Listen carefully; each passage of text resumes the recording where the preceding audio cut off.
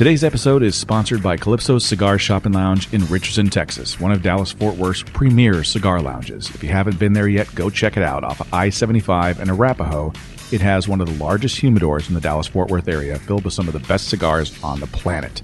They also have a beautiful lounge you can sit at and enjoy your cigar. So go visit Matt and the crew at Calypso Cigar Shop and Lounge, located at 1002 North Central Expressway, Suite 589 in Richardson, Texas.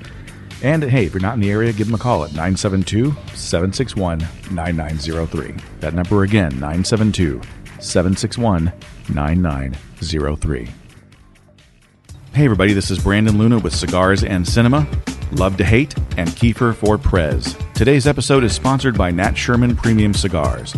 With such great cigars in their lineup as the 93 rated Timeless Dominican, 92 rated Timeless Nicaraguan, 96 rated Host Maduro, and the brand new 91 rated Metropolitan Habano, every time you reach for a Nat Sherman, you're going to get a quality cigar. So ask for Nat Sherman Premium Cigars at your local cigar lounge. You won't be disappointed.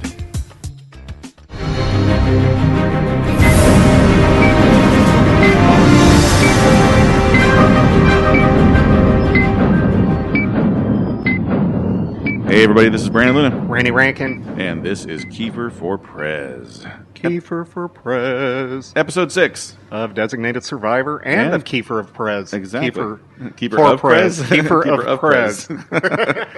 And this episode was called The Interrogation. Yes. And it starts off pretty good stuff there. Yeah. I think Majeed, Magic Man. Majeed Massar, is put into, I assumed it was Guantanamo, but I guess not. No. It wasn't. It's obviously local because she was there, you know. Yeah. Aaron and Kirkman meet, and they're talking about getting the House and the Senate going again. They're going to meet with some governors to try and see if they can get that going.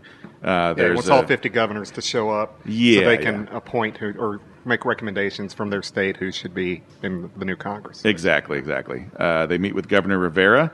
And there's a side note here. Told you. What? About parallel with what's going on now. Oh, no, not that. No, not that. This that. is a side note. Oh. They talk about going out to eat or whatever or something. Oh, yeah, the Kirkman Golden says, Corral thing. I like Golden Corral. So Todd Vance and Kirkman I thought about that. might run into each other over at Golden Corral at some point. You can't have 50 governors coming to Washington and take them to Golden Corral. I like Golden Corral. That's going to be the new ad. They're going to get Kirkman in there instead of Jack. You might like Golden Corral. Those who don't know, we have a friend named Todd Vance who loves Golden Corral. The guy makes more money than Brandon and I combined, and he eats at Golden Corral all the time. All the time. So that was hilarious. They have, Kirkman's going to have a big speech. So Seth is fielding some questions from some of the White House correspondents and meets a hottie. And Aaron tells Seth to go for it. But she is, She's got an agenda too. Yeah, you can tell. Yeah, I mean, she's cute, but I think she's. I think she just came out of nowhere so quickly that I think she might be part of a mole faction of some sort. I think so too. Aaron and Emily talk up McLeish about the VP, and they talk to him, and he says he hypothetically will bite on that offer, which scares a lot of people who follow the show because we think he's a baddie at some point or somehow involved. Kirkman does a speech and it's going great, and he actually gets people to laugh and is having a good time because he says, it's odd that I'm the president because I was actually a registered independent. Yeah, exactly. And then boom, shots fired, and we get credit roll at that point. So someone's shooting on the White House. So Agent Mike, who's one of the guys that really supports Kirkman, goes out there, shoots the shooter, and gets shot in the process. So he was on his way home. He finds out about it and comes back. He was going to go hang out with family and stuff. That's the way it goes in the shows. Like, hey guys, it's great. I'll see you later. I'm going to have a home life. Yeah, no, exactly. You're not. Yeah, I'm going to retire. It's my last day of the job. Dad. It's that kind of thing that always happens in these TV shows. Yeah. So he gets shot, and but he winds up being okay, and that's great. So right. And Keith was real concerned about it. He keeps calling and checking on him. Yeah. Keith, the guy who got shot at the White House, posts that he, before he went to do this, that he follows Nassar and he's supporting him. So that's out there again. Emily has a situation with some refugees, but there is a problem. Governor Rivera won't let them off the plane. Yeah, there's 200 or 300 refugees from Syria. Yep. Landing in Florida. He's the governor of Florida. Everyone's scared. This is that parallel. With what's going on with the Syrian refugees. Yeah, whole immigration. Kirkman's wife, forget her name, sorry, almost Alex. Alex. Yeah. See, she's a lot more involved now, and I'm really liking that.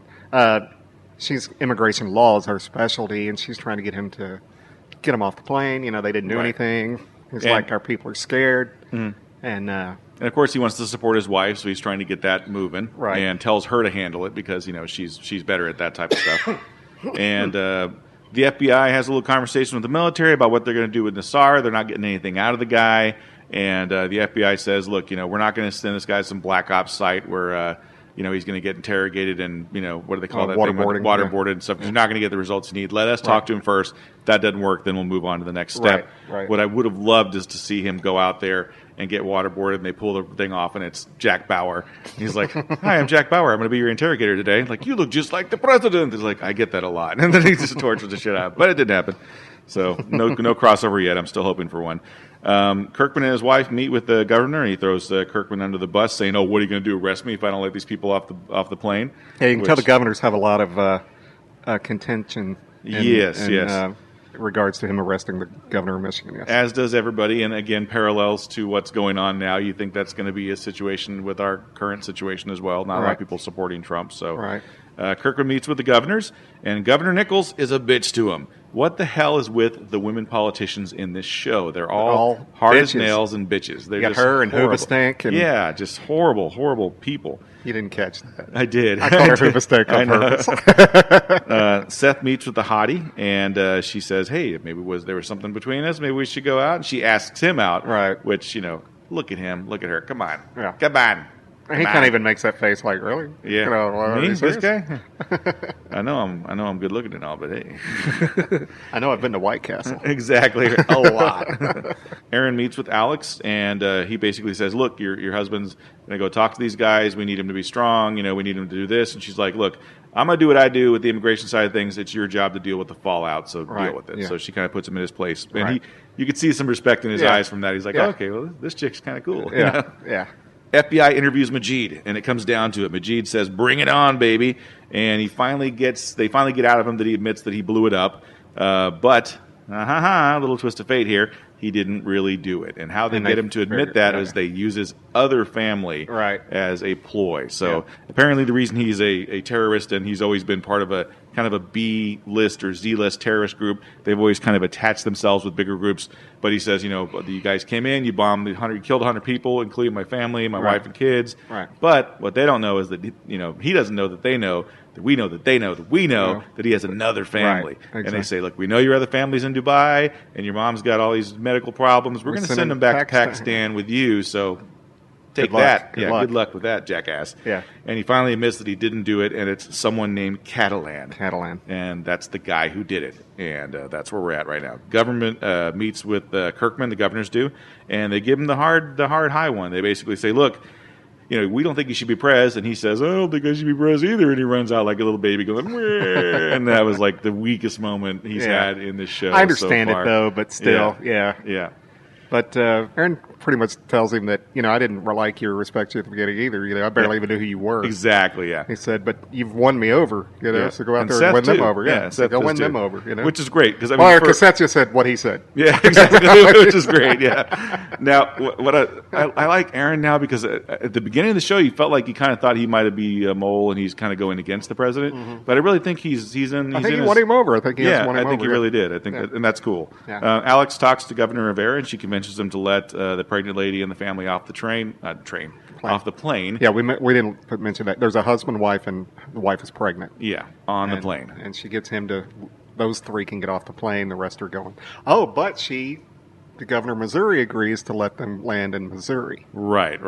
And it's up to Kiefer to decide, do they land in Missouri or go to Canada? Right. So he sends him to his homeland. Yeah. To his homeland. So Kirkman talks to the governors again and does a nice little speech saying, look, I'm trying to make things right here. I love this country. Mm-hmm. I want to make things right. Let's move forward with each other, but you need to be on my side. You need to pick a side now. Mm-hmm. So you get Nichols and Rivera come over and say, look, well thought out, great that you said that, but you need to show us. And what we need for you to do to show us is cut off immigration to the U.S. And he's like, all of it? And they're like, yeah, all of it. Because, right now everybody's scared, and this is what we need to do. And most of the governors will fall in line with you if you do this. And the ones that don't, they're going to come in and fall in line afterwards. But you'll have a majority. Yeah, their lemmings, they'll jump in there eventually. So That's kind of and he's torn because he's like, well, that goes against everything that America's for. Yep, and we're a country of immigrants. Exactly. But given the current situation, I could totally see that most people would be okay with that. Same again, parallels with Trump and the borders. Let's close the borders. Let's get it a little more. I think there's something to that, and I don't. In our current situation in America, I don't think we're necessarily there. If something happened again like a 9/11, then we'd definitely be there. But I could see that being something that could, work for a temporary a time. temporary thing, So the FBI goes on their little search for Catalan and find zilch, nothing. And they're like, well, shit, maybe this guy lied to us. And they go back to him, and the fucker's dead. It's the old, every spy situation in every movie. Yep. You go to get information, the guy's dead. Yep. And he looks like he had some stuff, so he probably took one of those pills he had up his butt or something. Yeah. And, that's about the only place you can keep it. Yeah. Kirkman and Alex have it out about the whole situation with the immigrants. And she says she's not disappointed in the president. She's disappointed in him. Oh, yeah. No nookie for Kirkman. Yeah, because he basically says, I like his line, he says, I'm sending them to Canada. It's not like I'm sending them to some it's like it's not a big deal where they're going, Right. But but that's just disappointing and blah blah blah. Exactly. Yeah. So Kirkman invites McLeish to dinner. The wife, finally comes around and says, "Look, I know there's going to be things that are going to happen. We're not going to see eye to eye. You're going to have to disappoint somebody at some point. So at this point, you disappointed me, but that's fine." Right. And then Seth is getting ready to do another little talk there with the correspondence group the press, and the press group, and Seth gets the bomb that the president's son is not his son. Right. Ooh, so well, might not. We still haven't proven not. it. Yeah, we haven't proven that yet, but it might not be his son. So, which, by the way, they better make this thing valuable because who really gives a shit if it's his son or not? Right. I mean, come on. Reagan had been married twice. He had kids with two different women. Trump's been married. Come on. It's the soap opera element. It's the soap opera nobody element. Would give a shit. Yeah. You know. I'm fully expecting for there to be like nude photos of Kirkman's wife at some point. Like, this guy had naked photos of her, and they're going to come out. Have you know? Is it just me? Because I've always thought she was a beauty. Yeah, absolutely she's gorgeous. Yeah. First time I saw her was in the Truman Show, and I was like, "Who is that?" I mean, her face is just striking. And first couple episodes, I was like, "Oh, I'd seen she'd aged a little bit, but she's a little frumpy." But she was gorgeous in that last episode. Yeah, she is. Like, God, she's got those eyes that just like they're just like. I just love her eyes. Yeah, gorgeous she's got the eyes, the cheekbones, that pointy kind of chin thing. Yeah, she's got a great face. Yeah, she's the hottest first lady on film. Oh, yeah. As far as that goes, but yeah, trying to think. And now we got a hot first lady in real life, but and there's naked pictures of her. So lesbian there's that. Lesbian, exactly. That was reason enough to vote for Trump right there, don't you? God. Yeah, so episode 6, good. Good episode. That's to me so far. That's the best one that started advancing things. Yeah, it definitely kicked it into high gear, and it'll be interesting to see where they go from here. Are we going to get a break again, or is it going to come back next week? I think it's back next week because we're past the Super. God, I keep calling it the Super Bowl. We're past the World Series. Yeah. And the CMA Awards, that was another thing that knocked it off. So we should be on a good run for a while, I would hope. You never know. So that's our recap of episode 6, and it's weird how much this show is kind of incorporating into the current existence politically. It's really good. So and it's working, and I think people are going to watch it because of that. If they aren't already watching it, they're going to get some people telling them, "Hey, you need to check out this show." Yeah. Not hard to catch up on. So if this is your first episode of the show and first episode listening to us, you can go back, get all the old episodes on iTunes, Spreaker, YouTube, and don't forget to check out our other shows. We got Calypso Cigar Review. We've got a ton of episodes of that on iTunes and YouTube. We've got a ton of episodes of Calypso Cigars and Cinema. It's not a ton. There's about 20 or so on that, and you can also find that on where can you find Cigars and Cinema? Spreaker, Stitcher, Podcast Land, Podomatic, iTunes, Facebook, YouTube, and Twitter. There you go. Yep. And we've also got Love to Hate in the Luna Podcast group, so listen to that one as well with me and my buddy Phil Fullman. He's my buddy, too. I just don't get included on that show. Yeah, you can always jump in. I never know when you record it, and then all of a sudden I'm like, oh, they did a show.